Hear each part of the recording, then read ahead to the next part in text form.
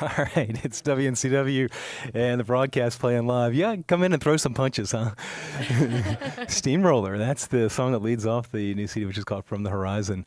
Um, why that song? It's just sort of like a little shake of the fist there, huh? Why that one to lead off the disc? Yes, that was it was really fun picking the first track off the record, and Steamroller felt really appropriate just for the transitions and changes and evolution the band's gone through. It felt really great to kick the record off with that high energy. Yeah, it's Steamroller, kind of like a metaphor. What's the Steamroller? Steamroller, I think, is a metaphor or a symbol for maybe those people in your life that try to steamroll over dreams, ideas, aspirations, and sort of standing up against that energy and fighting against it. You know what I mean? I wondered, like, specifically, is that about music or is it more general, like the I music think business? just general. I think it's the idea that To me, it's definitely like the stuff that's been holding us back personally. To get out of the way, to stop holding us back. Yeah. From reaching the dreams and the goals that we have, basically. Yeah. Well, I tell you what, I'm not getting in your way. Wow, it sounds great, and Thanks and so again, much. this new record is fantastic. The broadcast, there's been some changes in the band. You want to talk about what's new, personnel-wise, and also seems like the evolution of the sound. Yeah. Sure. We are so excited with the lineup that we have cultivated over the last year. We've got Jazz Urias on drums, and we've got Elon Jordan Dunlap on bass, and The Peach Panther. Peach Panther, baby. and it's been a real thrill having this new rhythm section. They really breathed a lot of new life into the band, and just the dynamic between each band member, especially on the road, on tour. We just have so much fun now, and everybody's just so excited to be on stage, to be touring. Everyone's got such a great attitude, and it really is starting to feel like a family a lot faster than any of the other lineups we've had. How long has this particular lineup been together? Just about a year now. A year now. Yeah. And you stole Chuck Lichtenberg over here, Yes, too. we are very lucky to have the opportunity from time to time to have keyboardists on our sets, and Chuck's going to be joining us tomorrow night for the album release as well. That's cool. So a lot of times you don't have the keys, that comes and goes, or...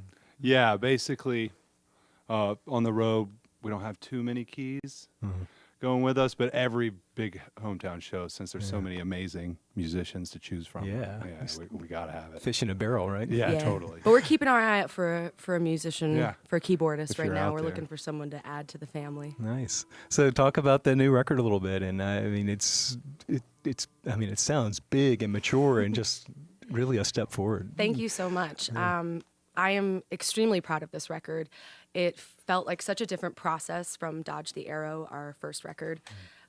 Having Aaron join the band and really take a step forward as band leader and co-writer of the music, I think really helped shape the sound of From the Horizon.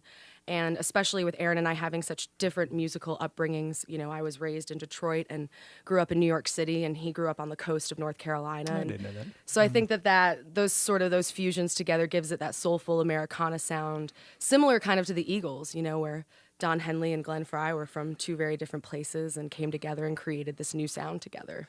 The songs are, I wouldn't call them pop songs, but they have that nice, tight, very song-like songs, you know what I mean? Thank you. Yeah, we definitely were striving to get that on this record. Just a more mature approach to making a song, and I think it worked. Yeah. You went out to California to record the record. Yes. Worked with Jim Scott, who's a really well-known producer, huh? Yeah. Yeah, it was a pretty amazing experience. We rented an Airbnb out in the middle of the desert, and we went out there and stayed for 2 weeks. At the Red Rock Riding Ranch. Red Rock Riding Ranch, and we had never even been to California except for Caitlin and Tyler, but the rest of the band hadn't, and we just got to experience it firsthand, as like a young band just hungry out there. And we woke up every morning, rehearsed, and then spent all day in the studio. And Jim is he's a legend. He's got amazing stories about like Johnny Cash And Tom Petty. and Tom Petty and hanging out and just being around him and his vibe and all his knowledge. like really inspired what I think you hear on the record. I've got a list here. Just when I pulled off the internet, he's worked with Wilco, Tom Petty, Sting, Johnny Cash, Tedeschi Trucks. It goes on and on. Oh yeah, Fighters. it's expansive. Are you nervous? Like you go in there and you go, oh. Oh, absolutely. Oh yeah, definitely. we were super. Definitely super nervous the first day. I mean, I felt like a super rookie walking into his wonderland of a music studio. Did you go in there with an idea sonically how you wanted this CD to sound, or did he go, this is how it's going to sound? Is that? No, he kind of, I think he helped us achieve the sound we were going for. I don't think he really changed the sound too much. He just had such a vast knowledge of how to capture a record the way that we wanted to, which is like the old school way of everyone playing in the same room and No click. no click, and making like a record that breathes and lives and can like stand the test of time. And so no, he didn't really force us to get like a certain sound, but he definitely captured an ambiance that we can't really do on our own. You know, you got to have that guy who knows how to capture it. Right. Yeah. Yeah, the old school, that's a good word for it too. It Yeah, does totally. Maybe have that kind of feel to it. Yeah, he kind of had the attitude of, and I loved this. We'd be on the phone with him, passing demos back and forth, and he would say things like, "Oh yeah, it's great. I mean, as long as you guys come in here and you absolutely kill it and destroy the track and it sounds No pressure. amazing, Yeah. we've got a great record on our hands." And we're like, "Oh, okay, He great." literally would say that. And so, you know, it's just, he was like, "I just expect you guys to be absolutely amazing at what you do if you're going And to yeah, come he- into the studio and he would spend say time and money casual on this." things like, "Oh yeah, and you know, I've worked with the best guitar players in the world," and it would just be something he would say, and it's true. And I'd be like, Yeah. Oh, that's funny. I noticed in the photo montage in the inside the CD cover, there's what's with the motorcycle? Is that at the recording studio? Or yeah, Yeah, he's his- got a crazy studio. It was like a playland. He knows that making a record isn't just going into a sterile studio environment and just channeling it. It's a vibe that you like. A producer produces the vibe, the ambiance. He produces the moment more than just like the song. And so his studio is full of tapestries and Oh yeah, my ISO motorcycles booth and- was gorgeous. Yeah, there it were was like, there was like the Queen of Hearts and unicorns and like beautiful tapestries, and I loved it because I walked in and he goes, did I decorate this to your pleasing? Do you like this?" And Sounds I was like like, this, can I live here? yeah, like a vacation resort. Yes, definitely. Oh, and you have to make a record tomorrow.